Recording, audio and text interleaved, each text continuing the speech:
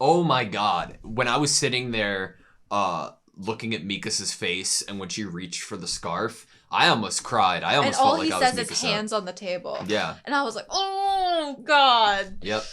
God, like imagine, oh my god, like to her, all of those times that she jumped in and defended him, like without even thinking, think about how to her that would be such evidence of how strongly she feels for him and how that would be evidence to everyone else. But if truly she had never even had control over her own body and it wasn't out of love, is just so a place to go that really hurts my heart in a savage way. It's with the scarf too, like yeah. I love that Levi is still like contemplating and thinking about Erwin's words and the promise that he made to Erwin of having his death mean something. I love that. What is it going to be like when Levi interacts with Eren next if we just were told through Mikasa that the Ackermans really cannot fight Eren? That's good question, because we haven't seen the same exact protection from Levi. Right, but I don't know. There's this they really are the two characters that we always say, oh, you want them on your team in this, is like the ones we talk about as being the most badass and awesome in terms of fighting ability and speed and everything, is the two Ackermans we have in the show. Yep. But to think that the two greatest weapons, the swords or shields of the king, could not be used pointed back toward the king. That's a terrifying. It's a terrifying thought. Yeah. Then what do you do? You know, even if they like the best that they can do, if they want to help, is just choose to lay their swords down and not do anything, because then they're too much of a risk on the field. You know, if I think about it, the one Titan you would want in this scenario, the one, if you were fighting against Eren, I think the Titan that you would want is the Attack Titan. And so to have the Attack Titan, the one that's supposed to break through, you know, always seeking that liberation, that freedom, that, you know, fighting a spirit, to have that inside the one, a person who also has the Founding Titan that was always trying to keep people in. Fuck. It's like, no, I think those are two complete, like, polar opposite goals and I think feelings. You might have figured it out though. Like, that's why he'd be fighting so much internally if he has memories from both inside him. Well, like, what if that's it all along? Like, that's how the consciousness would deem that that's the right path to go down. The understanding of what Eren said to Armin and how those memories do affect you and your free will and decision making going forward. What if either Ymir in the first place, the first Ymir, or whoever inevitably ends up with all the Titan powers is able to plan out the next course of history by choosing which personalities to split up within each Titan and having them all go their separate paths to all converge at one narrative, you know?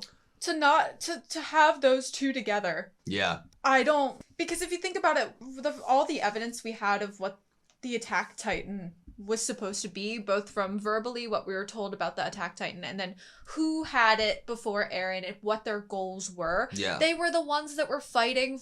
They were the ones that were fighting for the justice and the liberation and the protection. They were fighting for the people. Eren that we knew as a kid. Yes, they were fighting for the Eren that we knew as a kid, and I'm just, oh, I want to actually just hear like an internal monologue from Eren right now, and I know they're not going to give that to us because then we would know secrets. And that's why I think I have such a bad, I'm doing such a bad job at just accepting it as like the truth of the matter, because I'm like, well, wouldn't you not show us Eren's monologue and try to convince us this is his truth by verbalizing it to other people and not hearing his, you know, way of thinking? It's totally on purpose that we have to be given both what he's saying verbally, but also context clues in terms of how he's acting. What can we establish as like a basis of who Eren is that we truly understand is reality, and what are the unknowns, the things that we're like, was this real? Is this truly him? Like, what can we say for sure is Eren? I think that's a great point.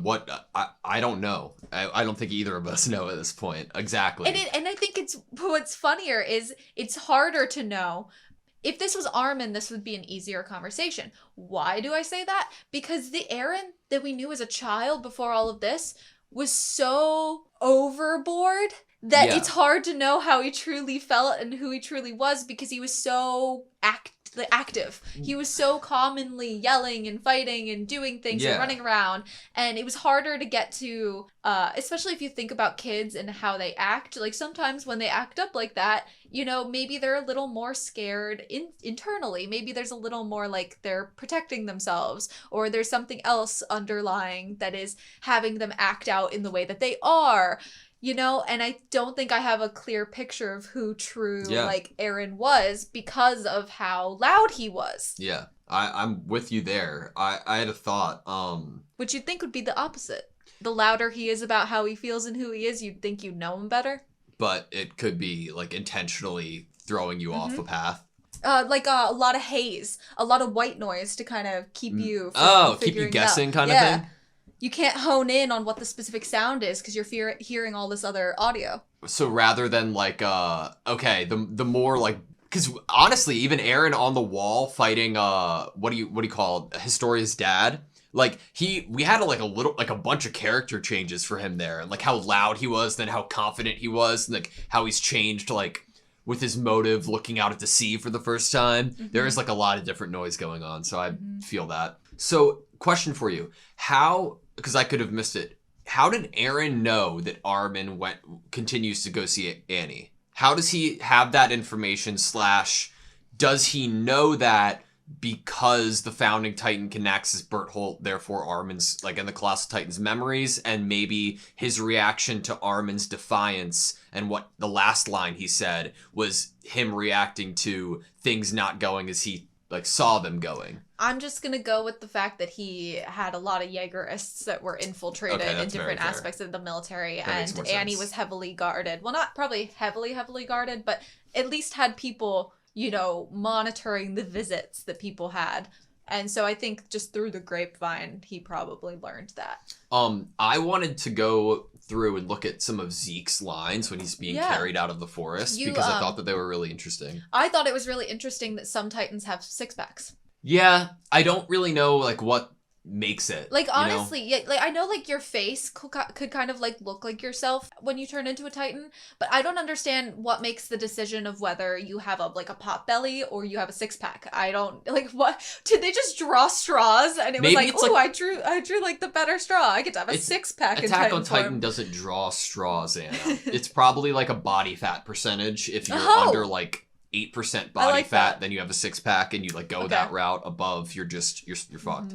So Zeke said, all the world's might will soon fall upon this island, and which is hilarious because the plan is to show the world this island's might, right? You have no idea what that means. Thank you for reiterating that. I wrote this down. You guys thought you had power, time, choices. And it's interesting because on one hand, when I think of power, time, choices, I think of what is Eldia or Paradis at the moment, and then I think of, Reiner and Marley and their side is like, we don't have the time, so we're going to ambush them, and then we're going to get a leg up. But it turns out the time that was initially shown was a farce and not real, and it was all set up, and it's an illusion set up by, like, Zeke and Eren. Go back on the airship where there was a talk about how we need to get back and we need to prepare. And we need to have time to do so. And then go back to that conversation when they're back on the island and Eren and Armin and Mikasa are there. And Armin's trying to argue that they do have choices. Yeah. And Eren's like, no, we freaking don't, basically. Like, they're all playing this game that Zeke and Eren have set up of, like, okay, we're going to get Group A doing Plan A, and then Group B is going to try to stop Group A's Plan A, and then while that's going on, we have arranged everything that's going to go happen on the chessboard, the battlefield, but we're the people moving the pieces in the first place. We're deciding where they're going. It's like, free will. I feel like, Eren was already in that flashback before he even went to Marley. He already believed they had very little time, no choices, and, you know, they needed to get power. Yeah. So, dang. I just love that line when it happened. I wrote it down immediately because I was like, I need to remember Have this. we seen Eren transform since he got the Warhammer? Like, or use the Warhammer's abilities, let's say? I don't think so, right? If he did, it wasn't, like, very showy. So like yeah, you holding guys up thought you had hammer. power, time, choices, not realizing you had none of those. Levi. Oh, no. Not realizing you had none of those, Levi, was your biggest mistake. Okay. So he's saying that Levi was acting, I guess, as if he thought they had all of those things. I mean, he was letting the people that he was in charge of drink wine. Yeah. He was letting Zeke read a book. He was just sitting in the woods. And they were just having conversation, which is not what people do when they think they're running out of time. Yep. You know what that fits to? Remember how when we were back in Marley and Zeke, I think he said to Levi, or we heard Zeke say internally, Levi, you're running out of time. Yeah. And Levi was like, that's good. waiting for the airship. Yeah. Like, it's This is reoccurring. I think we're going to get the lines here, if not before we missed it, but about Eren, like Zeke expecting Eren to be ready for him. Oh, yeah. Do you remember the meeting place or something like that? Still, even if I explained my intentions, you wouldn't understand. Right, Eren? Oh, the idea of them playing Only ball you together. and I do. He really is saying that the only two people in the world that get each other are the brother-to-brother conversation. And why would only they understand it? Is because they both are sons of Grisha who were forced into a certain situation by kind of their father's ideals. Well, they know, those two of them collectively know more about Titans than anybody else in the world right now. How does Zeke know this? Like, Eren said that Zeke knows more than anyone, even the people in Marley, about Titans. We don't know who the orangutan before Zeke was, really. And we know that all the memories seemingly converge at some point. So there could be some understanding now of who Grisha completely was, and Eren and Zeke can really bond over that now. Or at least understand now. Another question before we leave the forest. Didn't Levi comment that these Titans that Zeke turned were quicker? Yeah, and then he was like, is it because Zeke's controlling them? Yes. Interesting. And it might have been the biggest bluff or luckiest mishap that the idea of injecting or like receiving Zeke's blood would instantly paralyze you and not be like a time bomb that you or a remote bomb that you can activate. That was awesome. So that's something else I wrote down. Do you need to be right there in close proximity to actually turn into the Titan? Because everyone else felt something, but nothing happened. They didn't turn. But a lot of them that we saw were people that we saw intake the wine maybe more than these people, maybe not. I don't know. They had a crate of it, and they were all probably recently chugging it. So it could be is it proximity? Is it the amount of wine you have? Both. Intention from Zeke, just because you have it in you. Just because he's yelling, could he really command? I mean, obviously he commanded one of them to hold him and carry him. So is there an intention there of who he turns into a Titan? I don't know. This is such an interesting line to me. I hope you remember where and when we're supposed to meet Eren. Hasn't Eren been asking people where Zeke was? What is he referring to? Was he trying to get to Zeke before they got to their meeting place? I don't know. Like, it's an interesting point though, right?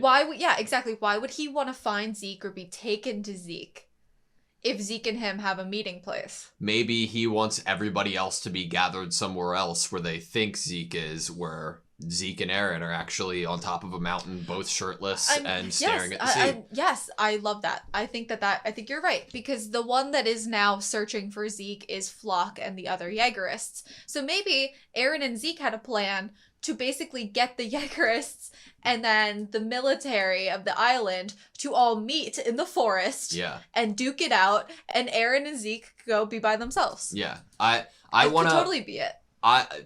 The Jaegerists have the most potential to be the biggest idiots in the show, and I'm so here for it. Like, the way that they portray them is this, like, balls to the wall, 130% confidence, I'm right, and going to be extreme with it, which sets up the possibility of them being the ones to be like used the hardest. Yeah, in a sense. I think if I try to think that I do know Aaron, then I would think that he is just tolerating this. I could not view the Aaron that we've known for seasons liking that there's a group of people calling themselves the Jaegerists and following him like that. It to me, it's like a piece of something that Aaron has to put up with to get his end goal. Wouldn't he see them as slaves? Yeah. To him? Yeah. That means he hates them. It's like, at the same time that it's a walking contradiction, it's also a different person. So, like now, because he has different memories affecting him, which he reinstates. Honestly, it's just great writing, like, that I don't know where it's gonna go. I loved the animation this episode. I kind of missed it a little bit. I was talking to my little cousin, who is much younger than us. She's in high school, like a freshman, and she said that she didn't really like the art style in season 4 so far, and that there wasn't as much action and stuff. Granted, we are watching the Funimation version, so we don't really know the comparisons of art. Yeah, the blue, it's supposed to be like the Blu-ray. Yeah, but obviously the CG is different, and this, I've had no issues with it personally, but I thought that this episode is just like a nice, like, it reminded me what the past seasons were, like in the Levi Using orangutan fight scene, and it felt so nice. Using Levi, I think, is a great way to show exciting action, you know, that's really entertaining. Yeah. Because we know him to just, when he spins around the Titan's Beyblade, arms. right?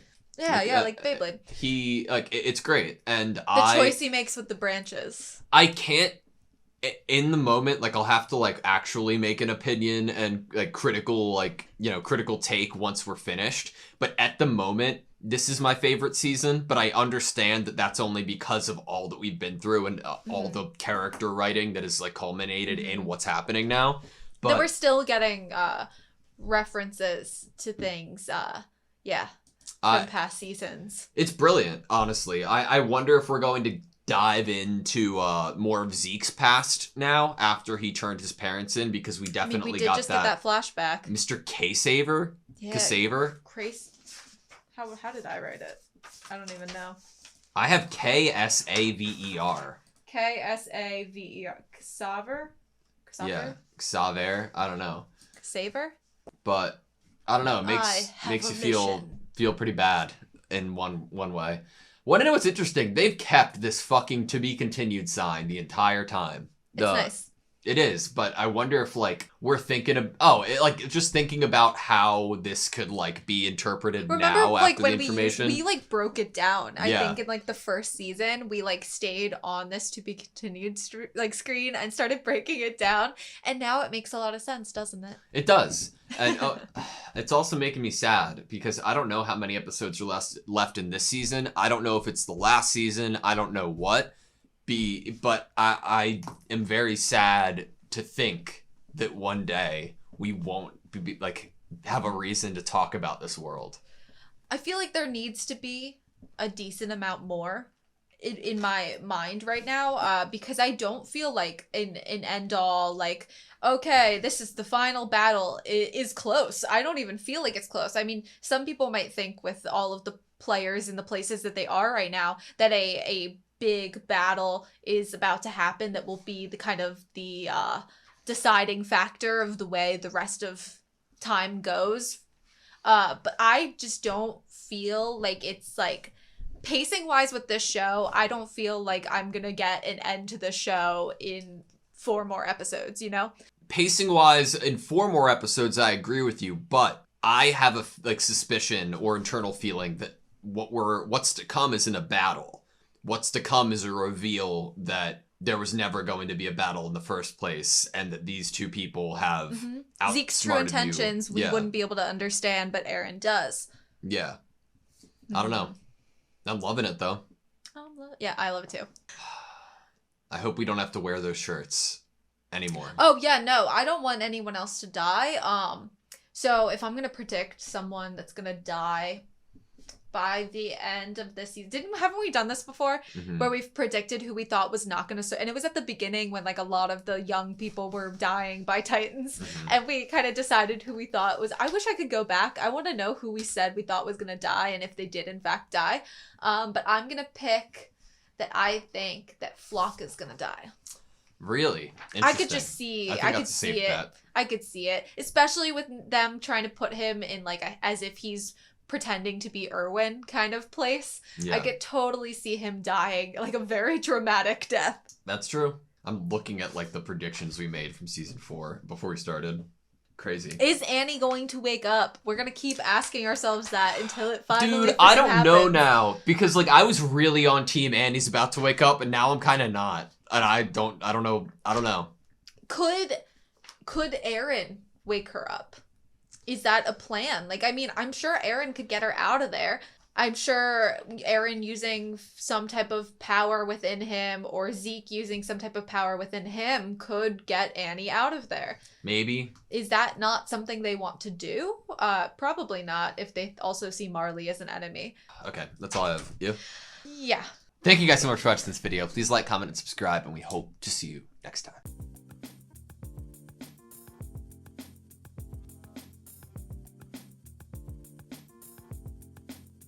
And duke it out, and duke it out.